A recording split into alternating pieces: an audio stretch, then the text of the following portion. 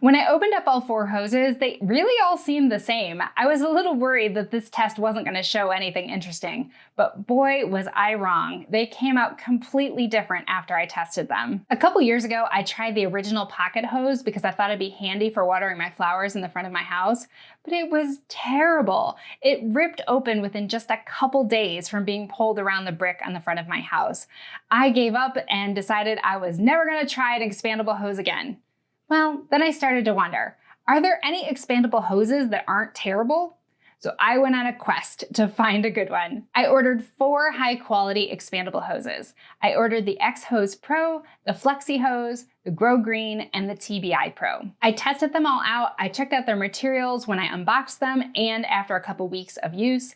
I weighed them. I measured them with and without water in them. I used them in real life. I measured the volume of water that could pass through them, and I measured their spraying distance. And after all that, there was one very clear winner. I hope you stick around for the rest of the video, but if you just want to know the winner, you can check out my links down below and I'll indicate which one's the winner. If you do buy something through one of those links, I do earn a commission on anything you buy. All right, I'm glad you stuck around for the rest of the video. Let's talk about some hoses. So all 4 of these hoses had some things in common. Expandable hoses definitely have their pros and cons. Some of their advantages are they're very light, they're easy to store, they don't kink, and they usually come with an on-off valve on them that makes them really easy to switch out nozzles without having to turn off the water. When you're using an expandable hose at full blast, they can actually shrink a little bit, and they can pull you backwards as you're trying to water something. That can be a little bit annoying. They're also all made out of fabric, and fabric can snag on things. And also, fabric's not gonna last forever, especially outdoors, so you have to expect that they're not gonna last as long as a typical hose. Another thing to be aware of is if you use them with a sprinkler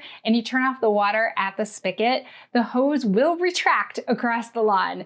It is really pretty funny to see. The problem is it will catch on the grass and rip the grass out as it goes across your lawn, so you probably don't want to do that. Another disadvantage to these type of hoses is they don't pass as much water as a typical hose. I did a test where I saw how much water could come through in 30 seconds with a typical hose versus the expandable hoses. A typical hose passed 2 1/3 gallons of water in 30 seconds. The expandable hoses, it was between 1.6 and 1.9 gallons in 30 seconds. So as you can see, it's quite a bit less water. Another disadvantage is most of the expandable hoses won't spray as far through them. I tested all the hoses and a typical hose with the same nozzle.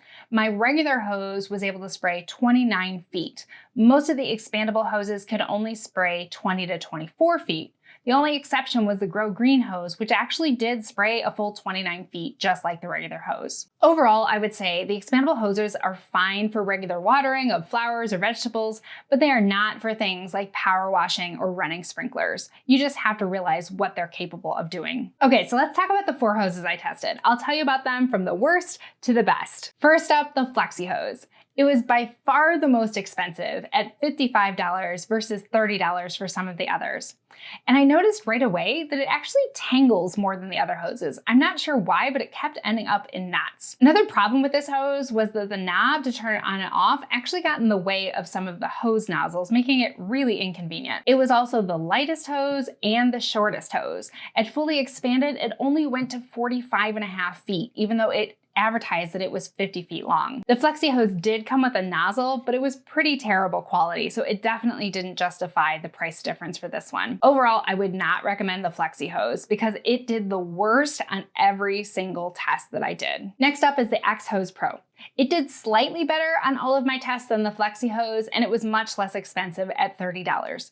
The fabric on this one felt a little softer and fluffier than the other ones, but after I used it, I found that that led to a lot more snags, and it seemed to gather more dust and dirt as you went along. So because of the fabric on the Xhose Pro, I would not recommend this one. In the second place spot, we have the TBI Pro. It is the only one of the hoses I tested that wasn't all black. It has orange stripes on it, so in the testing footage, it's pretty obvious to tell which one this this one is. The TBI Pro seemed to have the nicest fabric. It just seemed nice and sturdy. I also liked the flexible ends on it. It seemed like it would probably protect the fabric from ripping at the ends, which is one of the most common ways that these hoses do fail. The length on the TBI Pro was also exactly as promised. When it was fully expanded, it was exactly 50 feet. Overall, I would recommend the TBI Pro because it did pretty well on all of my tests and the fabric seemed the nicest. But it is a bit more expensive at $38, and it didn't do quite as well on most of the tests as the Grow Green hose. So as you can tell, my number one is the Grow Green hose. It looked very similar out of the box to the Flexi Hose, and I actually thought maybe it was the same one with just a different knob on it. But after I started testing, it was pretty obvious they were very different. When I weighed them, it weighed quite a bit more than the Flexi Hose, but part of that could be because it was a lot longer. Fully extended, it actually went all the way to 57 feet, 7 feet longer than they advertised as the length of the hose. It also passed the largest volume of water, and it shot the water the furthest on my spray test. And with all that, it was also the least expensive at $30. Without a doubt, the Grow Green one was definitely the nicest of the hoses I tested. Thanks for sticking around to the end of the video. Next up, check out my video about mistakes to avoid when you're organizing your garage. I'll put it right here for you to click on.